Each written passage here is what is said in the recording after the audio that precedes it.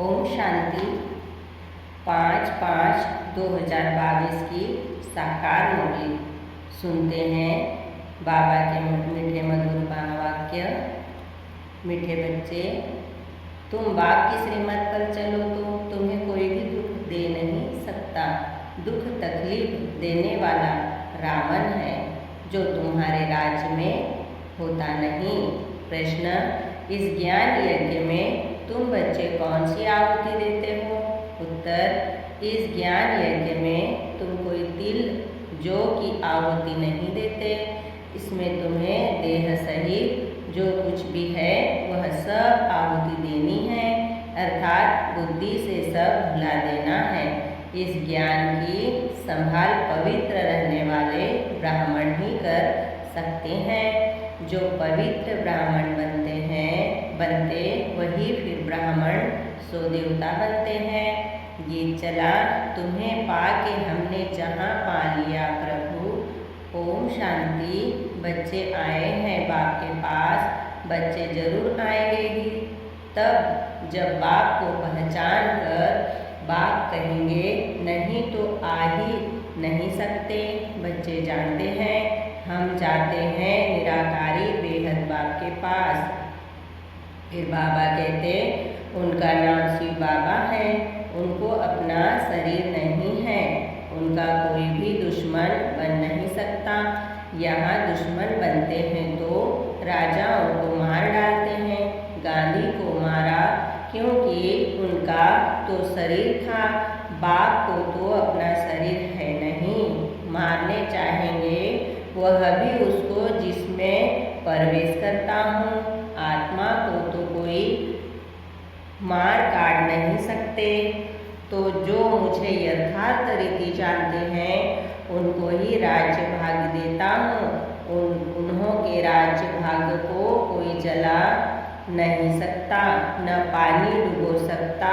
किसी भी हाल में तुम बच्चे बाप से वर्षा लेने आए हो, अविनाशी राजधानी का, जिसको कोई भी दुख अथवा तकलीफ दे न सके। वहाँ तकलीफ देने वाला कोई होता ही नहीं। तकलीफ देने वाला है रावण। रावण को 10 शीश भी दिखाते हैं, सिर्फ रावण दिखाते हैं, मंदोदरी दिखाते नहीं। सिर्फ नाम रख दिया है कि रावण की स्त्री थी। तो यहाँ रावण राज्य में तुमको तकलीफ हो सकती है, वहाँ तो रावण होता नहीं। बाप तो है निराकार, उनको कोई मार काट नहीं सकता। तुमको भी ऐसा बनाते हैं जो तुमको शरीर होते भी कोई दुख न दे सके। तो ऐसे बाप की श्रीमत पर चलना पड़े। फिर बाबा ने कहा, बाबा ही ज्ञान का सागर है और कोई यह ज्ञान दे न सकते। ब्रह्मा द्वारा सभी शास्त्रों का सार समझाते हैं। ब्रह्मा है शिव बाबा का बच्चा।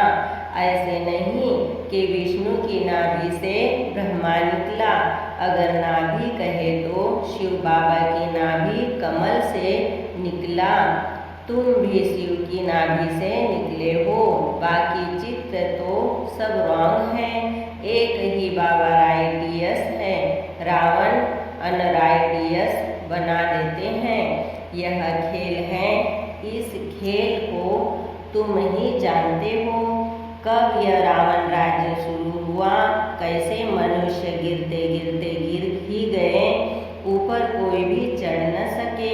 बाप के पास जाने का जो रास्ता बताते वह और ही जंगल में डाल देते हैं, क्योंकि रास्ता जानते ही नहीं है।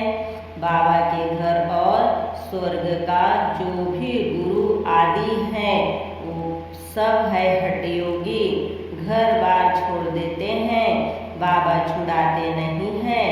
कहते हैं पवित्र बनो, कुमार और कुमारी पवित्र है। द्रौपदी पुकारती है कि बाबा हमको बचाओ, हम पवित्र बनकर कृष्णपुरी में जाने चाहते हैं। कन्याएं भी पुकारती है, माँ बाप तंग करते हैं, मारते हैं कि शादी करनी ही होगी। पहले माँ बाप कन्या के पांव पड़ते हैं, पतित और कन्या को पावन समझते हैं, पुकारते भी हैं, हे पतित पावन आओ। अब बाबा कहते हैं कुमारियाँ पतित न बनो, नहीं तो फिर पुकारना पड़ेगा, तुमको अपने को बचाना है। बाबा आया ही है पावन बनाने, कहते हैं स्वर्ग की बादशाही का वर्षा देने आया, इसीलिए पवित्र बनना पड़े। पतित बनेंगे तो पतित होकर मरेंगे, स्वर्ग के सुख देख नहीं सकेंगे। स्वर्ग में तो बहुत मौज है, हीरे जवाहरों के महल है। वही राधे कृष्ण फिर लक्ष्मी नारायण बनते हैं, तो लक्ष्मी नारायण को भी इतना प्यार करना चाहिए। अच्छा, कृष्ण को प्यार करते फिर राधे को क्यों गुम कर दिया है? कृष्ण जन्माष्टमी पर कृष्ण को झूला झुलाते हो। माताएं कृष्ण को बहुत प्यार करती है, राधे को नहीं। और फिर ब्रह्मा जो कृष्ण बनने वाला है उनकी इतनी पूजा नहीं है। जगत अम्बा की तो बहुत पूजा करते हैं, जो सरस्वती ब्रह्मा की बेटी है। आदि देव ब्रह्मा का सिर्फ अजमेर में मंदिर है। अब मम्मा है ज्ञानेश्वरी, तुम जानते हो वह ब्राह्मणी है, वह कोई स्वर्ग की आदि देवी नहीं है, न कोई 8 भुजाएं हैं। मंदिर में 8 भुजाएं दिखाई हैं। बाप कहते हैं माया के राज्य में झूठ ही झूठ है, एक बात भी सत्य है। जो सच बताते हैं मनुष्य से देवता बनाने के लिए। उस जिस्मानी ब्राह्मणों द्वारा तो तुम कथाएं आदि सुनते सुनते इस हाल में पहुंच गए हो। अब मौत सामने खड़ा है। बाबा कहते हैं जब झाड़ की जर्जरीभूत अवस्था होती है तब कलयुग के अंत में कल्प के संगम युग पर मैं आता हूँ। मैं युगे युगे नहीं आता हूँ, मैं कच्छ मच्छ अवतार वाराह अवतार नहीं लेता हूँ, मैं कण कण में नहीं रहता हूँ। तुम आत्माएं भी कण कण में नहीं रहती हो, तो मैं कैसे आ जाऊँगा? मनुष्य के लिए कहते हैं वह जानवर भी बनते हैं, वह तो अनेक योनियाँ हैं, गिनती कर ही नहीं सकते हैं। बाप कहते हैं राइट बाप, अब मैं तुमको समझाता हूँ। अब जज करो 84 लाख जन्म सत्य है या झूठ? इस झूठी दुनिया में सच कहाँ से आया? सच तो एक ही होता है। बाप ही आकर सत्य असत्य का निर्णय करते हैं। फिर बाबा ने कहा माया ने सबको असत्य बना दिया है, बाप आकर सबको सत्य बनाते हैं। अब जज करो राइट कौन? तुम्हारे इतने गुरु गोसाई राइट या एक बाप राइट? एक राइटियस बाबा ही राइटियस दुनिया की स्थापना करते हैं। वहाँ बेकायदे कोई काम होता ही नहीं, वहाँ किसको विष नहीं मिलता। तुम जानते हो हम भारतवासी बरोबर देवी देवता थे, अब पतित बन गए हैं, पुकारते भी है हे पतित पावन आओ। यथा राजा रानी तथा प्रजा सब पतित है, तब तो लक्ष्मी नारायण आदि को पूजते हैं ना। भारत में ही पवित्र राजाएं थे, अब अपवित्र है, पवित्र को पूजते हैं। अब बाबा आकर तुमको महाराजा महारानी बनाते हैं, तो पुरुषार्थ करना चाहिए। बाकी 8 भुजा वाला तो कोई है नहीं, लक्ष्मी नारायण को भी 2 भुजाएं हैं। चित्रों में फिर नारायण को सांवरा, लक्ष्मी को गोरा दिखाते हैं। अब एक पवित्र एक अपवित्र कैसे हो सकता? तो चित्र झूठे हुए ना। अब बाप समझाते हैं राधे कृष्ण दोनों गोरे थे, फिर काम चिता पर बैठ दोनों सांवरे हो गए। एक गोरा एक सांवरा तो हो न सके। कृष्ण को श्याम सुंदर कहते हैं, राधे को श्याम सुंदर क्यों नहीं कहते हैं? यह फर्क क्यों रखा है? थोड़ा तो एक जैसा होना चाहिए, जोड़ा तो एक जैसा होना चाहिए। अभी तुम ज्ञान चिता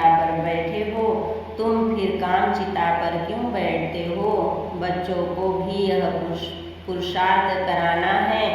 हम ज्ञान चिता पर बैठे हैं, तुम फिर काम चिता पर बैठने की चेष्टा क्यों करते हो? अगर पुरुष ज्ञान उठाता, स्त्री नहीं उठाती तो भी झगड़ा पड़ जाता है। ज्ञान में विघ्न तो बहुत पड़ते हैं। यह ज्ञान कितना लंबा चौड़ा है। जब से बाबा आया है तो रुद्र यज्ञ शुरू हुआ है। जब तक तुम ब्राह्मण न बनो तब तक देवता बन नहीं सकते। शूद्रपति से पावन देवता बनने के लिए ब्राह्मण बनना पड़ेगा। ब्राह्मण ही यज्ञ की संभाल करते हैं, इसमें पवित्र बनना है। बाकी कोई तिल जो आदि इकट्ठे करके नहीं रखने हैं जैसे और लोग करते हैं। आफत के समय यज्ञ रचते हैं, समझते हैं भगवान ने भी ऐसा यज्ञ रचा था। आप तो कहते हैं यह ज्ञान यज्ञ है जिसमें तुम आहुति डालते हो। देह सहित जो सब कुछ है आहुति देनी है, पैसा आदि नहीं डालना है। इसमें सब कुछ स्वा करना है। इसके ऊपर एक कहानी है। दक्ष प्रजापिता ने यज्ञ रचा। कहानी अब प्रजापिता तो एक है, प्रजापिता ब्रह्मा, फिर दक्ष प्रजापिता कहाँ से आया? बाप प्रजापिता ब्रह्मा द्वारा यज्ञ रचते हैं। तुम सब ब्राह्मण हो, तुमको मिलता है दादे का वर्षा। तुम कहते ही हो हम शिव बाबा के पास आए हैं। थू ब्रह्मा, यह शिव बाबा की पोस्ट ऑफिस है।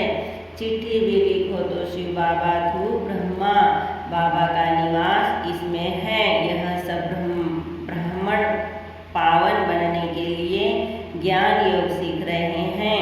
तुम ऐसे नहीं कहेंगे हम पतित नहीं है, हम पतित है, परंतु पतित पावन हमको पावन बना रहे हैं और कोई मनुष्य मात्र पावन है नहीं। तब तो गंगा स्नान करने जाते हैं।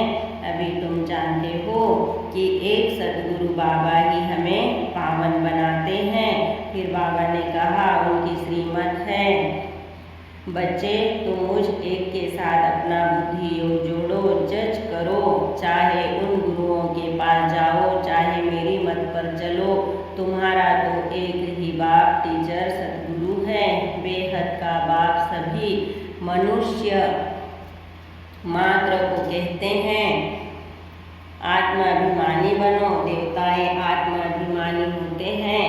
यहाँ तो यह ज्ञान किसी में है नहीं। सन्यासी तो कह देते हैं आत्मा सो परमात्मा, आत्मा ब्रह्मा तत्व में लीन हो जाती है। ऐसी बातें सुनते सुनते तुम कितने दुखी पतित बन पड़ते हो। भ्रष्टाचारी पतित उनको कहा जाता है जो विकार से पैदा होते हैं। वह रावण राज्य में भ्रष्टाचारी काम ही करते हैं। फिर गुल बनाने के लिए बाप को ही आना पड़ता है। भारत में ही आते हैं। बाप कहते हैं तुमको ज्ञान और योग सिखलाता हूँ। 5000 वर्ष पहले भी यह तुमको सिखला कर स्वर्ग का मालिक बनाया था। फिर से बनाता हूँ। कल्प कल्प में आता ही रहता हूँ। इसकी न आदि है न अंत है, चक्र चलता ही रहता है। प्रलय की तो बात ही नहीं। तुम बच्चे इस समय इन अविनाशी ज्ञान रत्नों से झोली भरते हो। शिव बाबा को कहते हैं बम बम महादेव। बम बम अर्थात शंख ध्वनि कर हमारी झोली भर दो। नॉलेज बुद्धि में रहती है ना, आत्मा में ही संस्कार है। आत्मा ही पढ़कर इंजीनियर बैरिस्टर आदि बनती है। अभी तुम आत्माएं क्या बनेगी? कहते हो बाबा से वर्षा लेकर लक्ष्मी नारायण बनेंगे। आत्मा पुनर्जन्म तो जरूर लेती है। यह समझने की बातें हैं ना।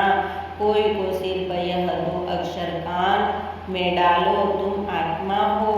शिव बाबा को याद करो तो स्वर्ग की बादशाही मिलेगी। कितना सहज है। एक ही बाप सत्य बताते हैं, सबको सद्गति देते हैं। बाकी सब झूठ बताकर दुर्गति ही करेंगे। यह शास्त्र आदि भी सब बाद में बने हैं। भारत का शास्त्र एक ही गीता है। कहते हैं परंपरा से यह चले आए हैं, परंतु कब से समझते हैं सृष्टि को लाखों वर्ष हुए। अच्छा, तुम बच्चे बाबा के लिए अंगूर ले आते हो, तुम ही लाते हो, तुम ही खाते हो, मैं नहीं खाता हूँ, मैं तो अभोक्ता हूँ। सतयुग में भी तुम्हारे लिए महल बनाते हैं, यहाँ भी तुमको नए महल में रखता हूँ। हम तो पुराने में ही रहते हैं। यह वंडरफुल बाबा है। यह बाप भी है तो मेहमान भी है। बॉम्बे में जाए तो मेहमान कहेंगे ना। यूँ तो यह बहुत बड़ा सारी दुनिया का मेहमान है। इनको आने और जाने में देर नहीं लगती है। मेहमान भी वंडरफुल है। दूर देश के रहने वाले आए देश पर आए तो मेहमान हुए ना। आते हैं तुमको गुल गुल फूल बनाए, वर्षा देने, कौड़ी से हीरे जैसा बनाने। अच्छा, मीठे मीठे सिकिलिदे बच्चों प्रति माता पिता बाप दादा का याद प्यार और गुड मॉर्निंग। रूहानी बाप की रूहानी बच्चों को नमस्ते। हम रूहानी बच्चों की रूहानी बाप दादा को याद प्यार, गुड मॉर्निंग, नमस्ते, ओम शांति। धारणा के लिए मुख्य सार हैं, सुनेंगे। पहला पॉइंट, अविनाशी ज्ञान रत्नों की धारणा कर शंख ध्वनि करनी है। सबको यह ज्ञान रत्न देने हैं। दूसरा पॉइंट सुनेंगे, सत्य और असत्य को समझकर सत्य मत पर चलना है। कोई भी बेकायदे कर्म नहीं करना है। बहुत सुंदर वरदान सुनेंगे। बुद्धि को बिजी रखने की विधि द्वारा व्यर्थ को समाप्त करने वाले सदा समर्थ भव। वरदान का डिटेल सुनेंगे। सदा समर्थ अर्थात शक्तिशाली वही बनता है जो बुद्धि को बिजी रखने की विधि को अपनाता है। व्यर्थ को समाप्त कर समर्थ बनने का सहज साधन ही है सदा बिजी रहना। इसीलिए रोज सवेरे जैसे स्थूल दिनचर्या बनाते हो, ऐसे अपनी बुद्धि को बिजी रखने का टाइम टेबल बनाओ कि इस समय बुद्धि में इस समर्थ संकल्प से व्यर्थ को खत्म करेंगे, बिजी रहेंगे तो माया दूर से ही वापस चली जाएगी। स्लोगन है, दुखों की दुनिया को भूलना है तो परमात्मा प्यार में सदा खोए रहो। स्लोगन की लाइन दोबारा सुनेंगे। दुखों की दुनिया को भूलना है तो परमात्मा प्यार में सदा खोए रहो। ओम शांति। शुक्रिया बाबा, शुक्रिया। ओम शांति, ओम शांति, ओम शांति।